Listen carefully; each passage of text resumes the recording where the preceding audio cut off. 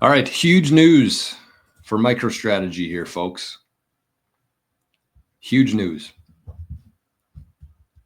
With the new FASB rules, Tesla yesterday marked up its Bitcoin holdings, booking a $600 million gain, pushing their shares up 4.2% after hours and adding nearly $50 billion in their market cap. Just think what happens when MicroStrategy with 45x more Bitcoin follows suit with the new FASB rules. Oh.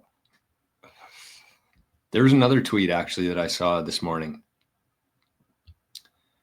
And I don't know if I'll bring it up here or not, but it basically said that the preferred share offering that MicroStrategy just did for the first time, preferred shares, was oversubscribed by 3x. So you got Tesla, you're showing exactly what's going to happen, basically telling the future of what's going to happen here with MicroStrategy very soon. As soon as MicroStrategy comes out with their earnings report, I'm guessing they're going to book that gain as fast as they can. It seemed to me like Saylor has been hitting his ATM, as they call it, basically issuing shares to the market, selling those shares for Bitcoin. He's been doing that. He's been maxing that out. And that's pretty much been driving the price of MicroStrategy down and down and down. But I think what's coming here, he knew what was coming because of the new FASB rules. Because when MicroStrategy books their gain on Bitcoin, Tesla's was 600 million. And they have like 10,000 Bitcoin, I think. 600 million.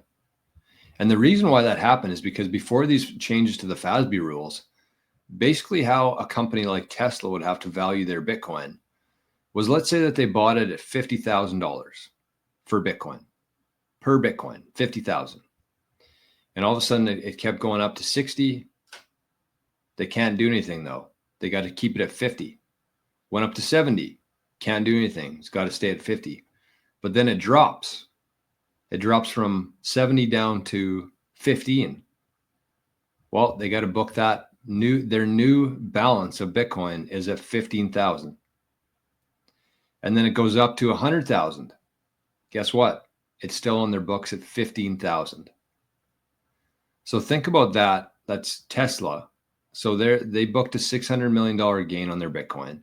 Their share price went up 4.2. I don't know what it's at today, but 50 billion in their market cap.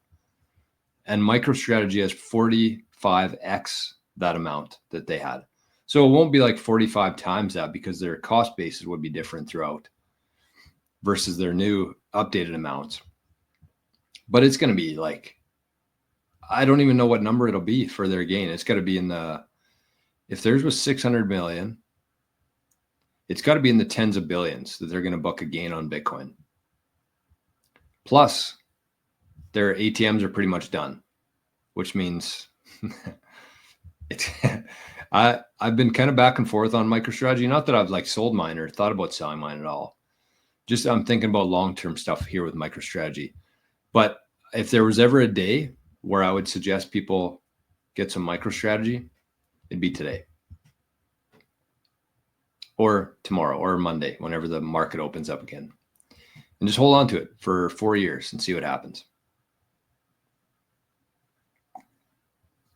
Don't try to get cute. Just get a couple shares. If you don't have any MicroStrategy, just get a couple shares and see what happens. Hold them for 4 years.